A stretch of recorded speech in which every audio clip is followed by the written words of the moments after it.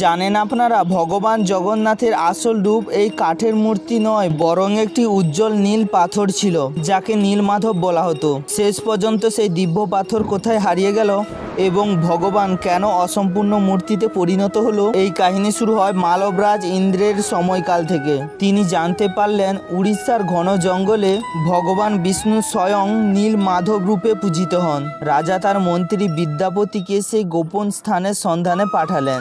বিদ্যাপতি জঙ্গলে ঘুরতে ঘুরতে আদিবাসী সর্দার বিশ্ব বসুর কাছে পৌঁছলেন, যিনি একটি গুহায় গোপনে নীল মাধবের পুজো করতেন। বহু অনুরোধ এবং জেদের পর বিদ্যাপতি সর্দারের কন্যাকে বিবাহ করেন এবং গুহা দেখার অনুমতি পান। তবে শর্ত ছিল চোখে পট্টি বেঁধেই তাকে সেখানে নিয়ে যাওয়া হবে। কিন্তু বিদ্যাপতি চাতুর্যের আশ্রয় নিলেন। তিনি গোপনে পথের মাঝে সরিষার দানা ফেলতে থাকেন। কিছুদিন পর বৃষ্টি হলে সরিষার চারা গজিয়ে ওঠে এবং সেই পথ ধরেই তিনি